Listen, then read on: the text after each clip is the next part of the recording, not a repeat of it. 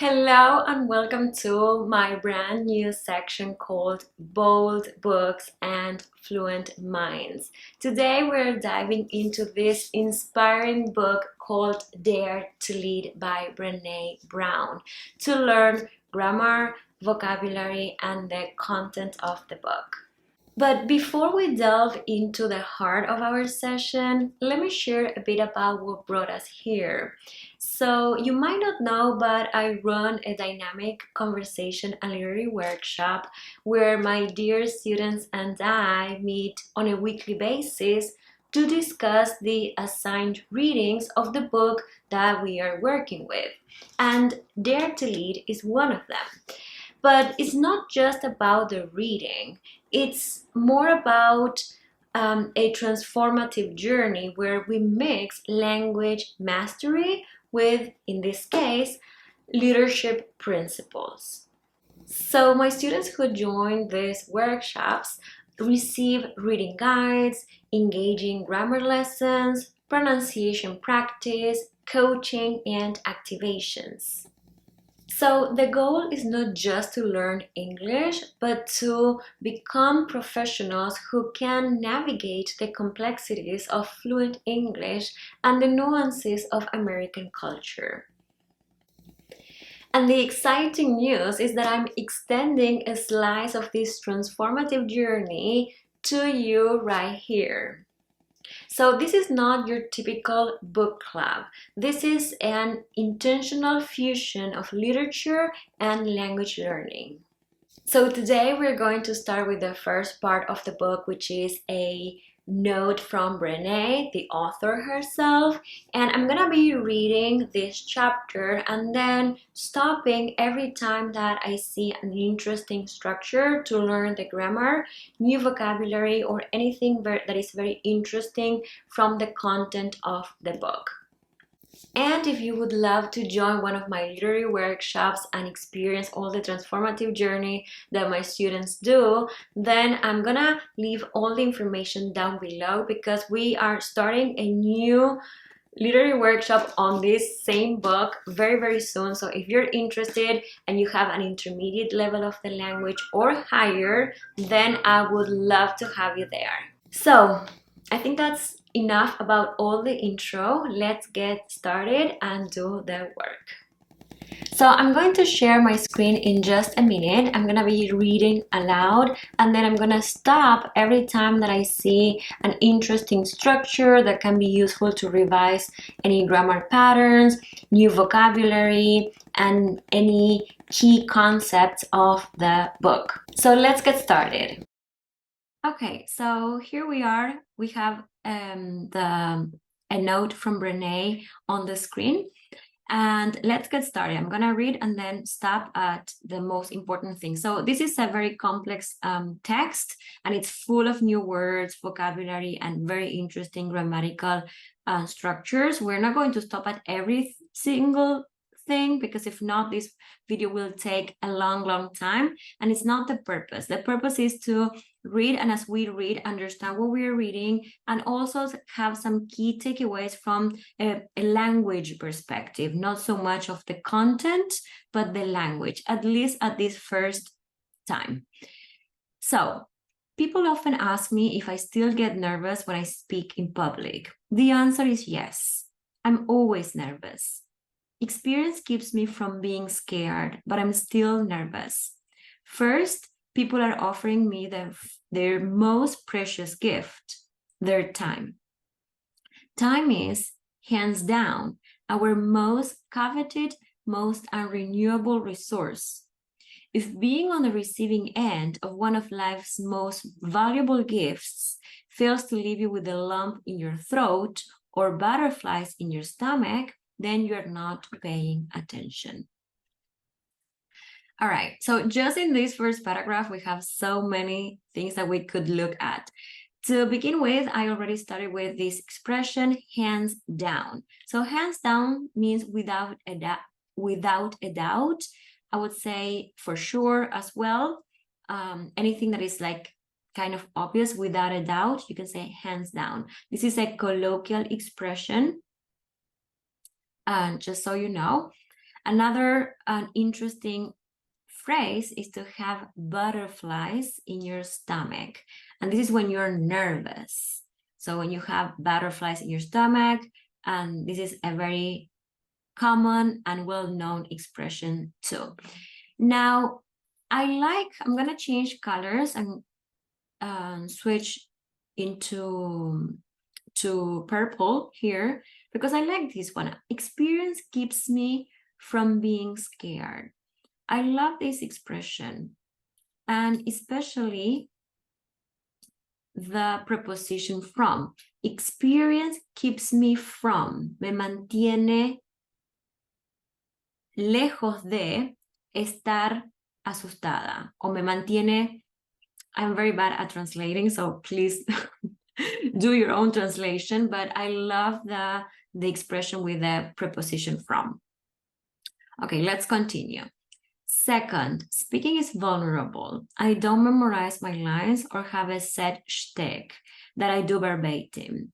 Effective speaking is about the unpredictable and uncontrollable art of connection. Even though it's just me on stage and possibly 10,000 people sitting in folding chairs in a convention center, I try to look into as many pair of eyes as I can. So yes, I'm always nervous.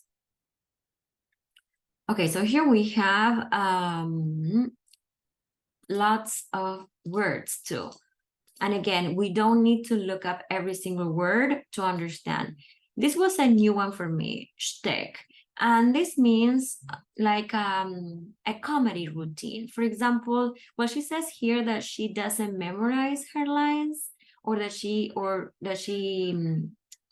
has a set shtick, like a set routine, and that she repeats word after word. So okay, that was new to me too. I'm gonna add it here. Yes, it could be a common routine. Okay, another definition is a particular ability or behavior that someone has and that they are well known for. Okay, let's move on. I have a couple of tricks that I've developed over the past several years that help me stay centered. Even though it makes even production teams crazy, I always ask for the stage lights to be at 50%. When they are at 100%, you can't see the audience at all. And I don't like talking into the void. I need to see enough faces to know if we are in sync. Are the words and images pulling us together or pushing us apart? Are they recognizing their experiences in my stories? People make very specific faces when they are hearing something that rings true to them. They nod and smile and sometimes cover their faces with their hands. When it's not landing, I get the side tilt and less laughter. So, I like this expression, something rings true. When something rings true, it's true for you. You see the truth. And this is the collocation, that something rings true. And I like this one too, when it is not landing. So when people are not resonating with the message, she gets the side tilt and less laughter. I have another trick I use when anxious event organizers try encouraging me to up my game by describing the status of the audience members. An organizer might say, "Hey, Brené, just so you know, the audience tonight includes top military brass." They'll mention the high-level corporate leaders, elite members of this or that, super special group, the top glass ceiling breakers in the world, or my favorite. These actually are rocket scientists who will probably hate what you're saying, so stick to the data. This strategy is often employed when the audience seems somewhat resistant because they don't know why I'm there, or worst case scenario, they don't know why they've been forced to be there with me. All right, so here we have a few too. I like this one, to up your game. You're gonna hear this one so much if you haven't already. And this one is to improve what you've been doing. Improve the way you do something or what you've been doing to up your game, up your game, up your English game, maybe. Okay, so maybe you need to improve what you were doing. Another phrase is here, the glass ceiling breakers. So basically, the glass ceiling breakers are those people who were able to break that imaginary ceiling and get to top positions. So here we have the definition. The glass ceiling is a metaphor for the invisible barrier that prevents someone from rising to senior positions.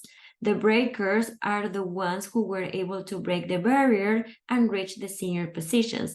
And look how interesting. Here we have the same pattern, prevent someone from. Again, the preposition from.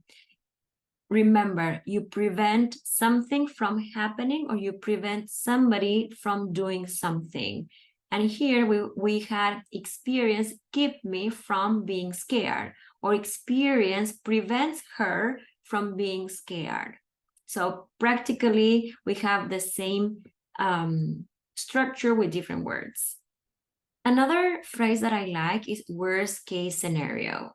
Worst case scenario. En el peor de los casos, worst case scenario, worst case scenario.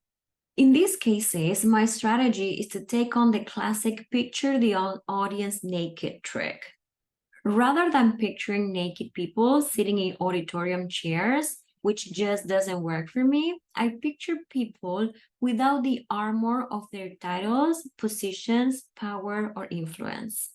When I spot the woman in the audience who has her lips pursed and her arms tightly folded across her chest, I picture what she looked like in third grade. If I'm hooked by the guy who keeps shaking his head and making comments like, winners aren't weak at work, I try to picture him holding a child or sitting with his therapist, or honestly, sitting with the therapist I think he should see. So now we have some key core concepts from the book. So I'm gonna change colors again. Maybe I will turn to green.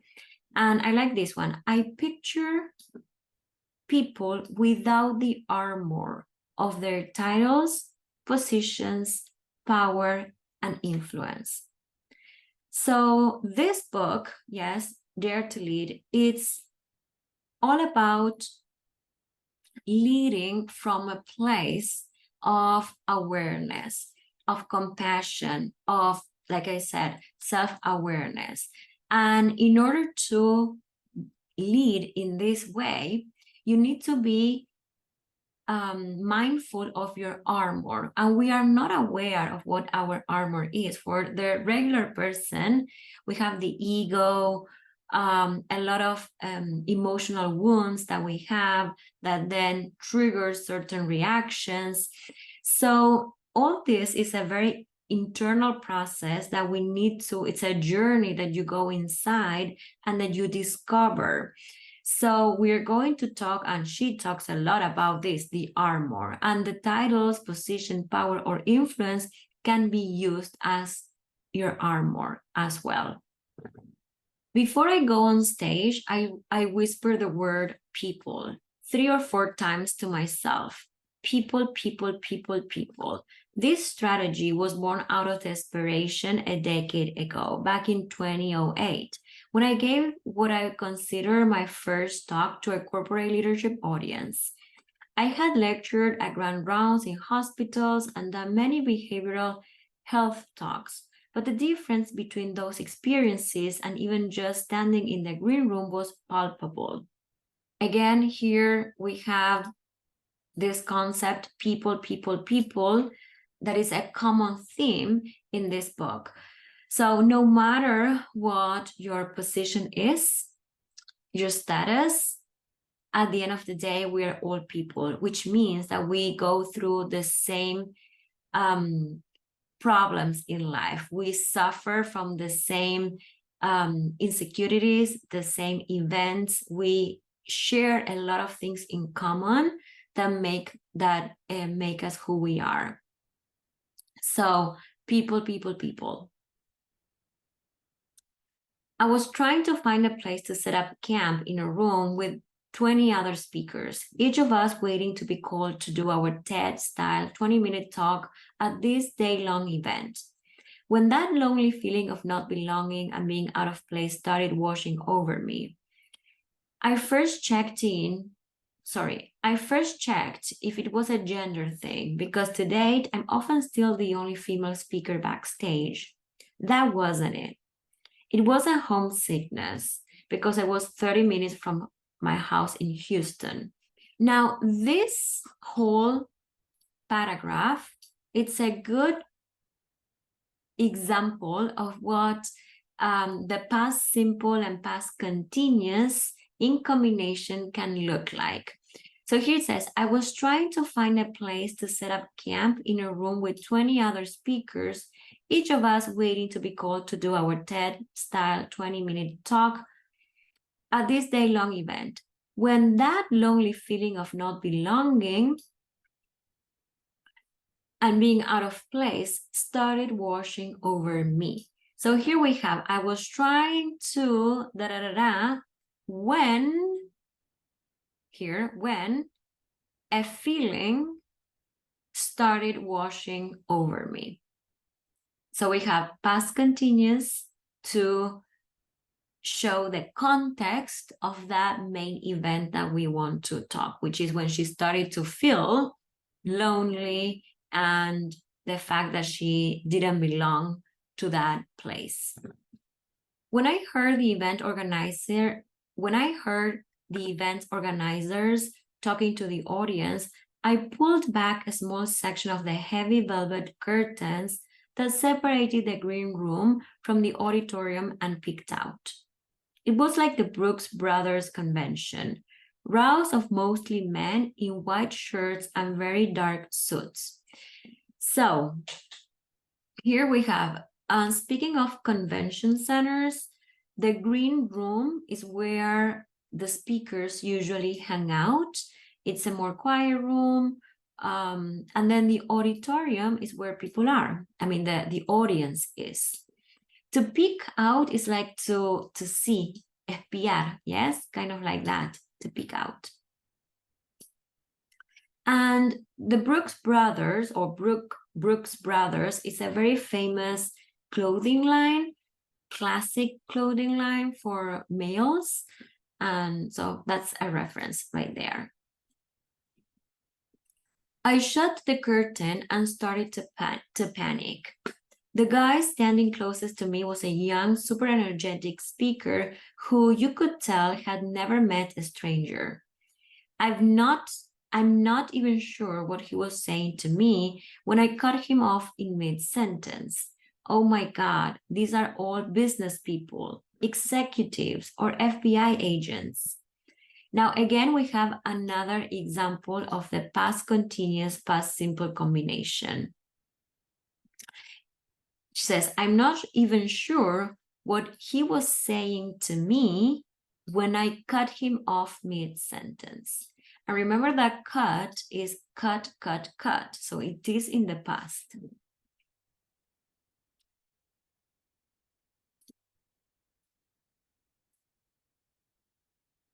He chuckled. Yeah, mate, it's a conference of sea levels. Didn't they tell you that?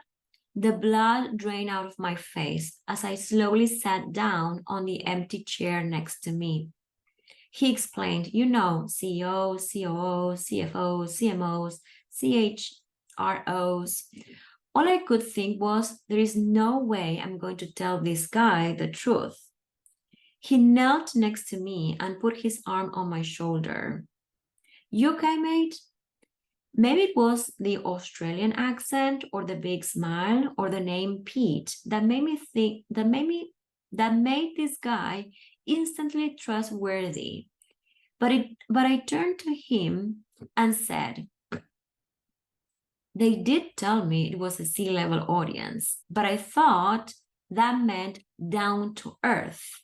Like, these are real sea-level people, salt of the earth, SEA level. Through a huge booming laugh, he said, that's brilliant. You should use that.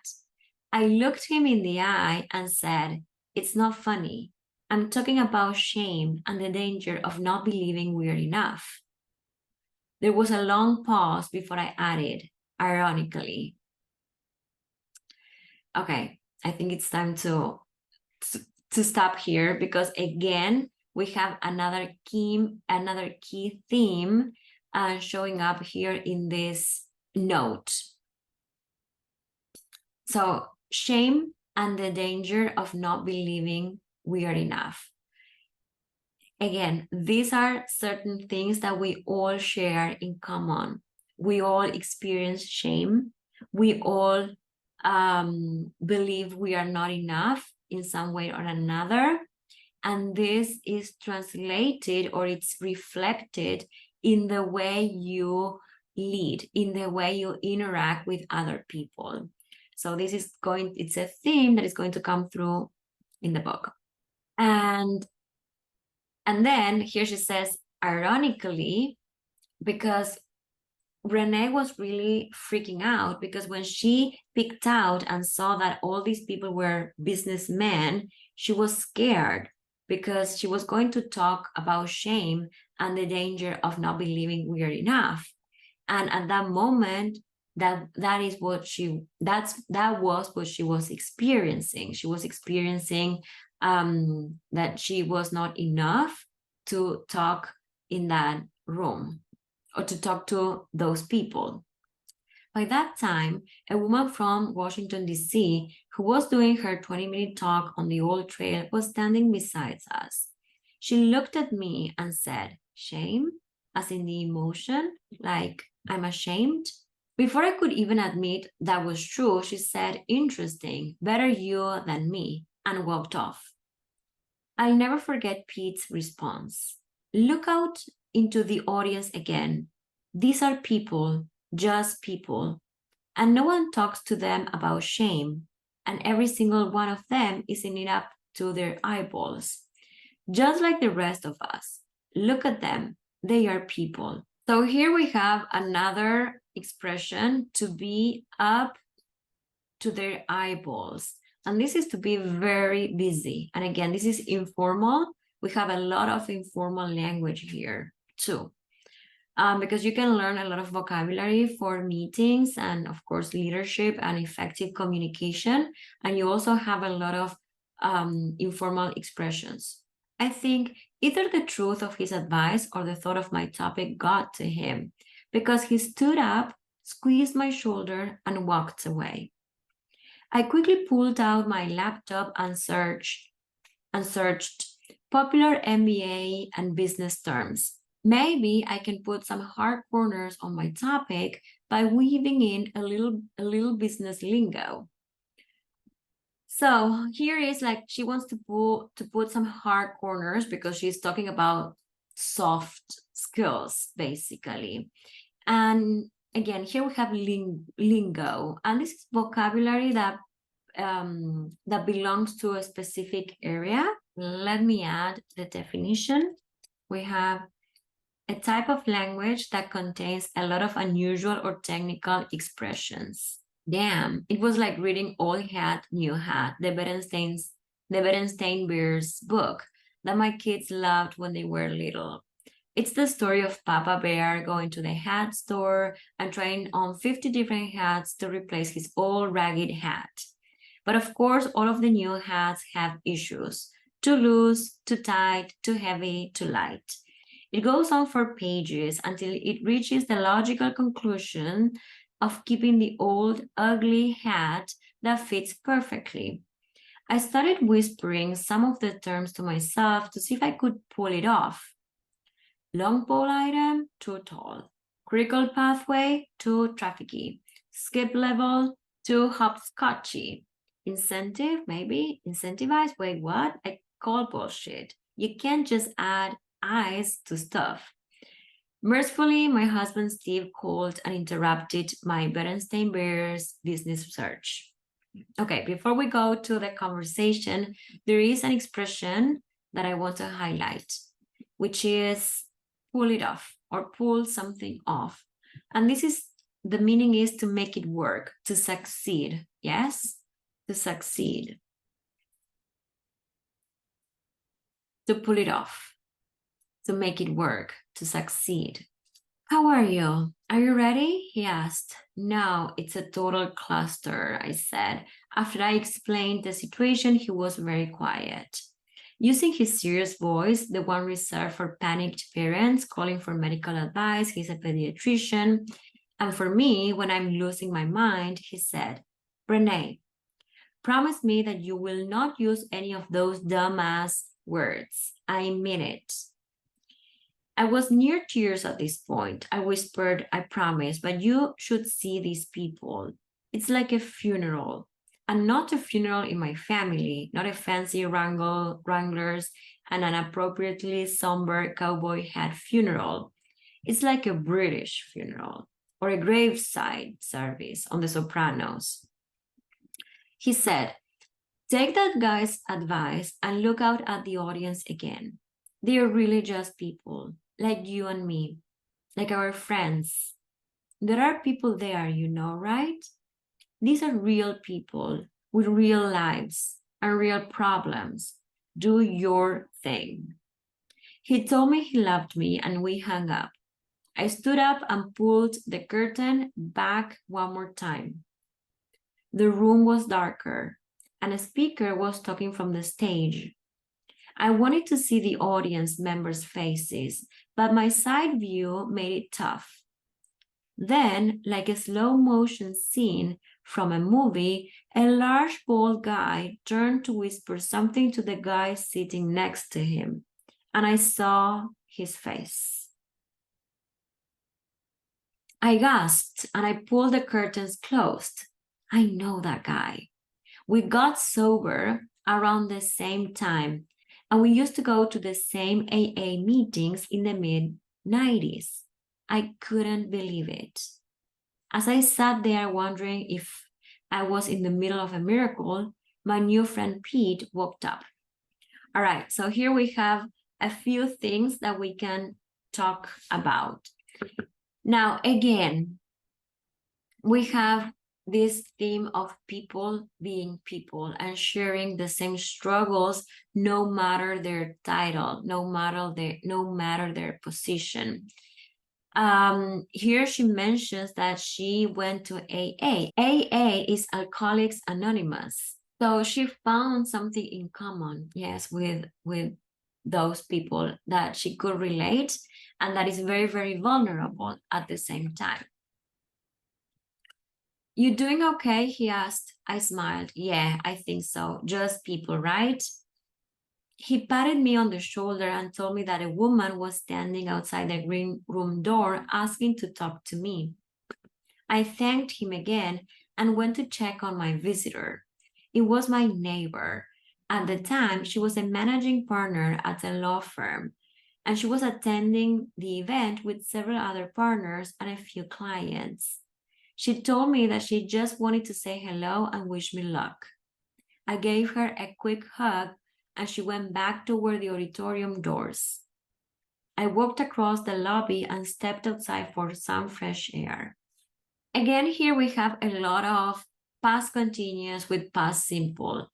A woman was standing outside the green room door asking to talk to me. We have the past continuous, what was happening at that time. I thanked him again and went to check on my visitor. Past simple, one thing after the other, one event after the other. It's a linear process. She may never know what it meant for me to see her that day. I appreciated the kindness and connection, but it was the simple act of seeing her that made all the difference for me. Yes, she's a partner in a prestigious law firm, but she's also a daughter who I know recently moved her mother from assisted living to hospice. She's also a mother and a wife going through a difficult divorce. So, hospice is a place where where sick people who are dying go to spend the rest of their days. So again, Brené met a very successful woman, that was, the title. Maybe she could use that title as her armor. We don't know her if that was the case. But underneath that armor, it's a real human being going through the same hustles, from going through the same problems, difficulties, challenges that everyone does. People, people, people. The experience that day was electric. The audience and I were totally in sync and deeply connected. We belly laughed, we cried. The audience leaned in so hard to what I was sharing about shame and unattainable expectations and perfectionism that I thought they would fall off their seats. We experienced the surge. All right, so now she's telling the experience, how it went, and it was a success. I like this one. We belly laughed, which is like they laughed really, really hard from their bellies. We cried. And this is another one. The audience leaned in. To lean in. This is another expression that is repeated throughout the book. To lean in. Basically, that you are interested, that you're open to do what you are doing, or to, in this case, listen to what Brené was saying. So here we have some topics that she is going to discuss throughout the book, and well, shame and unattainable expectations and perfectionism, which again, all these things affect the way we interact with other people, lead, and also we allow to be led, basically. Before I went back to school to study social work in the early 90s, I was climbing the corporate ladder at a Fortune 10 company. I left that job to study social work, and I didn't think then that I would return to that world, which in my mind was the opposite of what I cared about: courage, connection, and meaning. Again, here, some themes that are going to come up in the book, in the heart of the book: courage, correction, connection, and meaning. And one phrase that is very useful that I want to highlight is this one: to climb the corporate ladder at a company if you want to. Climb the corporate ladder. Que es escalar, crecer profesionalmente, básicamente, ¿sí? Y progresar. For the first several days of my doctoral work, I focused on systems, change management, and organizational environmental scanning. I eventually shifted direction and wrote my dissertation on connection and vulnerability. I never thought I would return to the field of organizational development because I didn't really love it at that time. The talk I gave that day marked a significant turning point in my career. The heartfelt experience I had with that audience made me question whether I had made a mistake by framing two of my interests as mutually exclusive. What would it look like to combine courage, connection, and meaning with the world of work?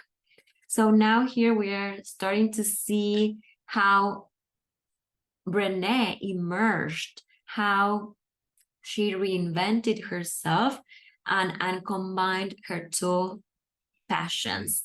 And an expression that I love is mutually exclusive. So this one is mutuamente excluyentes.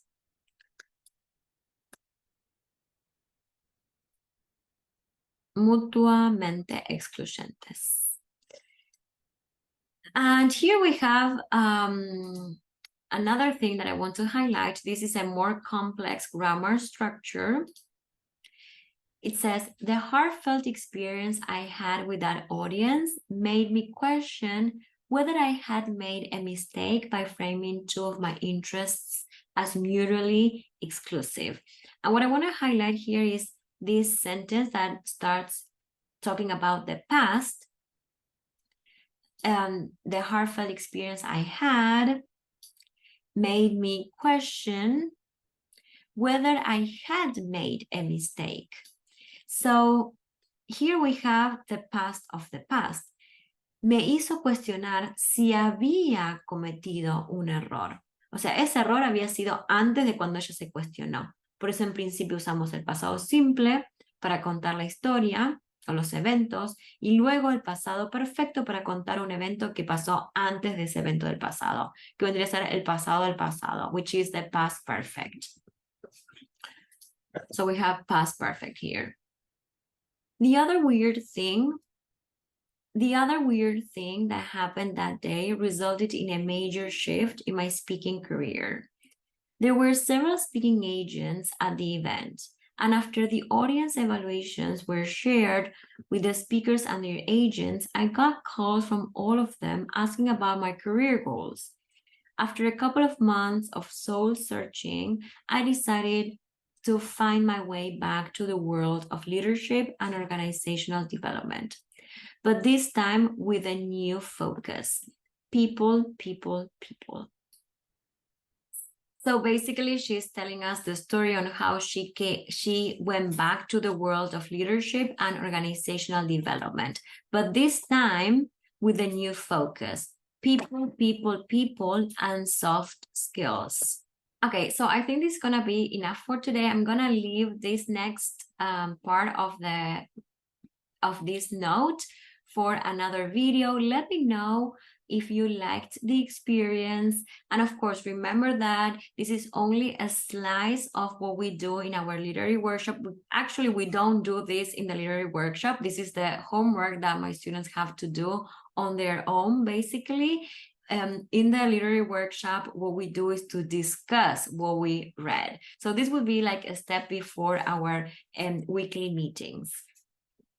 So I hope you liked it. I hope you learned new vocabulary, definitely tons of new words and expressions, maybe revised in some grammar structures, and enjoy the content of what we read. And remember that if you want to join the real literary workshop where you're gonna be engaging with me live, interacting with other classmates and exchanging opinions, experiences, and really work together to grow and evolve all these concepts, yes, and see them through different perspectives as well. So this is an amazing opportunity. It's a very transformative journey that we are going to go through and throughout 3 months together.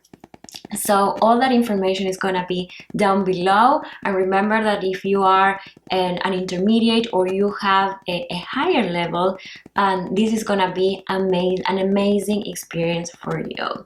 So I hope you liked it, and I'm going to see you in the next video. Bye bye.